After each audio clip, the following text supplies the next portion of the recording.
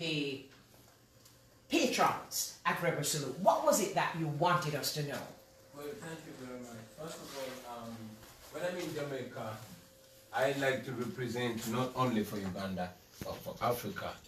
And indeed, I would like to mention not only the bad things about Africa, but also the good things. And like I said, much as Africa is blessed, Africa is the future, Africa is full of intelligent young men and women who are bursting with hope, you know, and abilities. I also mentioned that Africa is lagging behind because of bad or poor leadership.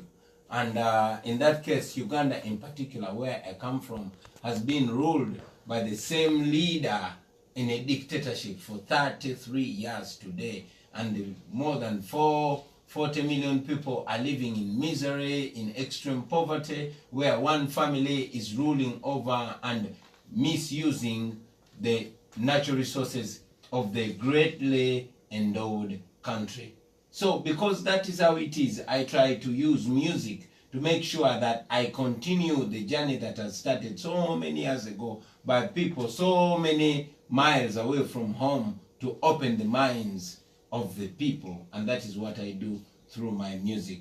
I know that we can do it. I know that when we stand strong, we can achieve that. As an artist, initially, I was not very concerned about the politics because, I mean, even the people I've been following, the people like Sizzla, like Anthony B, like Tony Rebel, all my inspirations, none of them went to politics. And as a matter of fact, many of them used to be seemingly despise politics. So I was comfortable as an artist, knowing that for as long as I sing about the injustices like my mentors do, that will be okay. Until I realized that, man, we must do more than just talking about things. We must get involved. I mean, when I was growing up, our teachers and parents were telling us that we are the leaders of the future. And man, when I look at myself now, my first son is growing up, and I realize that if there's any future, then that future is today. And looking in all the books that we follow as laws, they provide that power is within the people. So I realize that besides calling upon young men to have fun, it's important to call upon them to get practically involved in how their country is being governed. And that is how I end in politics. That is how I end up, you know, wanting my voice to be counted. Absolutely, and very, very understood. Because we appeal to our artists also to not just sing, not just have a fan base, not just do things very forward as we just say here in Jamaica, but to also have a social content. And that is one of the things that really attracted me to the personality Bobi Wine. So you're up against quite a force in Uganda, and this force it can be very violent. Yes. Yeah, I know that in Uganda, for anybody to mention anything against President Museveni, means that we will be going against the Bank of Uganda. We'll be going against Uganda police. You'll be going against Uganda People's Defense Forces and all that. I mean, I've seen so many freedom fighters beaten, jailed, and others killed. I knew. And indeed, that's a kind of fear that had been holding me back many times. But like I said before, I was comfortable until I realized that it was just an illusion. Nobody was free from the injustice. And besides just that, I mean, every time one goes back to the ghetto, you look at the young men and women who I grew up with and are still languishing in poverty. So I cannot just keep mum about it. So yeah, all that happened, indeed, ever since I took the decision to speak truth to power. I faced the first time bombs were thrown to my house, and my son was almost killed. And from that, we've been facing arrests. For example, the other year, the military stormed Parliament and dragged all the members of Parliament from the floor of Parliament, beating them, detaining us, but later releasing us with no charge. But the most recent was when I was in Arua on a campaign trail when the military section called the Special Forces Guard, and these are the ones that are charged with guarding the president, and they're commanded by the president's son. They attacked where I was. They shot my driver dead. They thought they were shooting at me because my driver was sitting exactly where I had been sitting a few minutes earlier. They shot my driver dead. They broke into the hotel where I was, arrested me, beat me, and almost killed me. And then, you know, locked me up in military detention. The following day, they presented 2 machine guns, and the government police spokesperson said that those machine guns were found in my room. But because there was so much international pressure, I mean, the government shamelessly dropped that charges, and they've never talked about the guns again, you know. And not only that, many of my friends have been extrajudicially killed. People are executed, people are shot down, too much intimidation, you know. But the only thing that keeps me going is the fact that many other revolutionaries have gone through such intimidation and they have won. Our forefathers had to endure much, much more than we are enduring. So for as long as I know that there's hope for justice, there's hope for truth, there's hope for liberation, I just keep going on. Wow, you talk about international pressure coming to bear on the president. Let me ask you about the support that you get from the rank and file, from the grassroots people of your own country. Because my readings tell me that you are extremely popular amongst the poor, amongst those who are marginalized and oppressed. Let's talk about that. Well, I wouldn't say it is me who is popular. No. It is only the idea that I represent. I can tell you, Mama, that today if I stopped thinking or speaking the way I speak, that support would go to any other ordinary ghetto youth. It's just because there are so many people that feel represented when I speak. When I speak for the millions of people that are like me, but I've never been taken serious enough. I've been singing about these issues for a very long time, but, you know, the government rejected it. But now when I took a stand in Parliament and started speaking about the same things, that's when I got the support and following. Yes, the ideas that I stand for are very popular. The ideas that I stand for are very strong. I have not mentioned here, but it's a fact that over 85% of the Ugandan population is younger than me, is under the age of 35. So when I speak, all these ghetto youth, they listen, they understand, and they feel the possibilities. And when I tell them what we can achieve as a nation, especially if we put our minds and hearts together, they understand. So it's not about me, it's about that energy that comes in a perfect timing. Very well said. I love that, and you really speak like a true revolutionary. And I believe you, because the same energy of which you speak, we felt. I mean, I am so honored to just have you here, because after Sunday night, I called anybody who would listen to talk about the Africans who were on stage, and particularly Bobi Wine, because of the revolution that you brought on stage. Let's talk about on stage at Rebel Salute now. Amazing, amazing. You know, even the way you deliver, it is very clear to me that you have been really looking at some of these Jamaican artists, because we used to buy in the times of cassettes. As young boys of 13, 14 and 15 years growing up, we used to buy one Buju Banton cassette album, and each one of us would keep it for a day. But because I always contributed the biggest number, I would keep it for 3 days.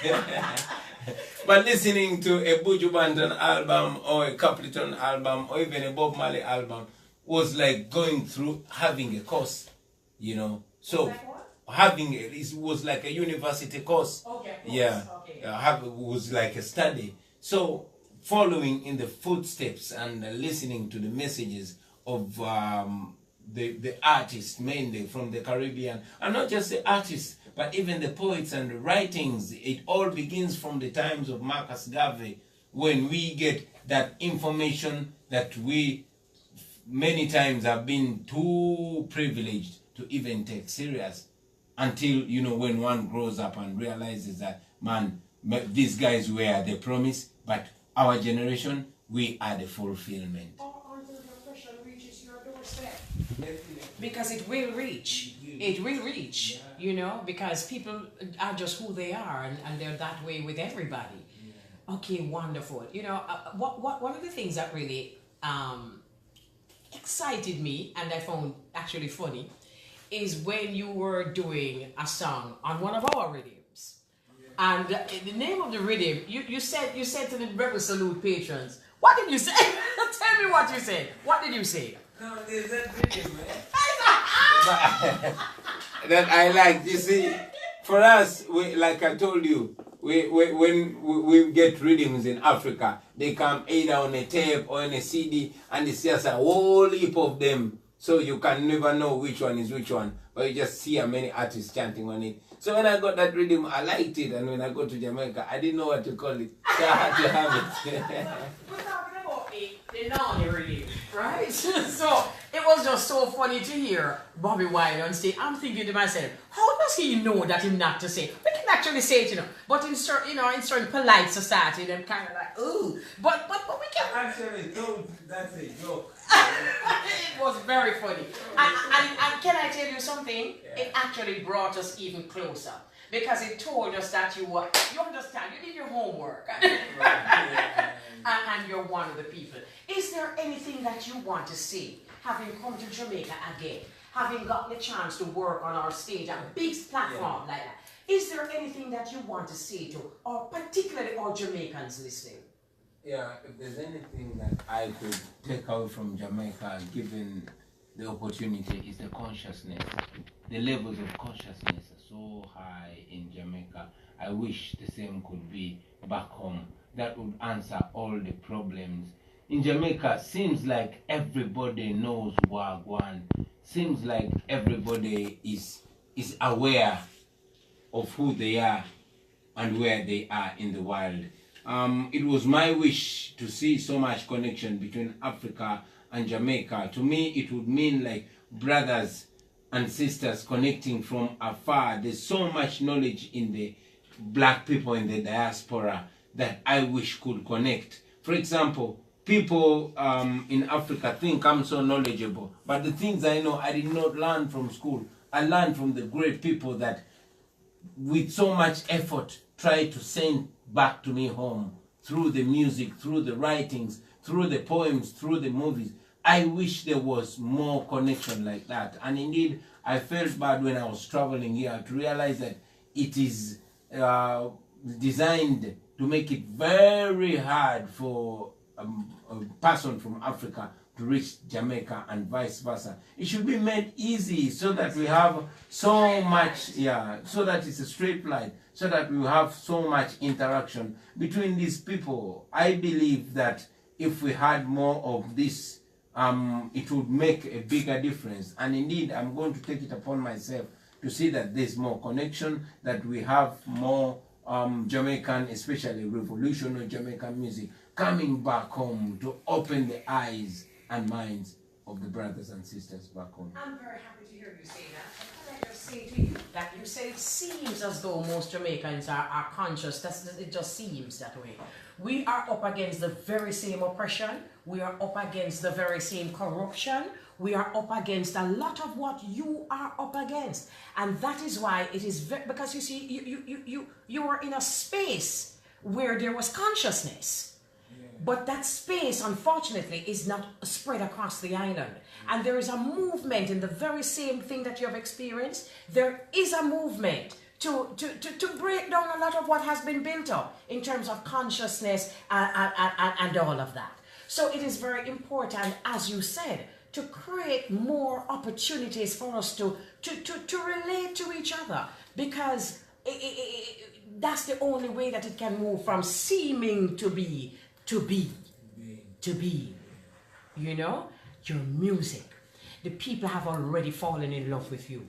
So all we need now is your music. Send them through Stampede. Stampede, collect the music them from Bobby White. Collect them from the Africans, because I know you have a link with the Africans.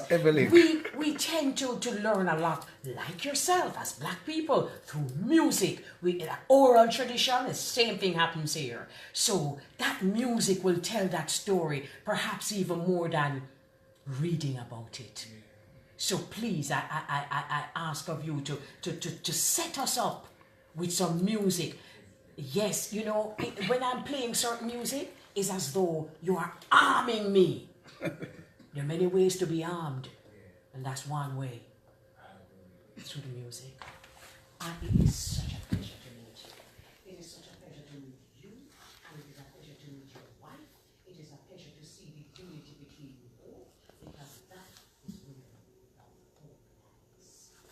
Appreciate. I'm so glad to hear that. I'm so happy. Like I said, the first time I came to Jamaica, I said I must bring my wife here. And what I told her today is that I must bring my children to Jamaica one time, at least. Our family must be the nuclear of what we believe should be spread across Africa. We give thanks and we continue to pray for the brothers and sisters out there. May the Almighty bless you, and indeed, may the ancestors continue to guide and protect you and open your spiritual eyes and link us up and fulfill the promise.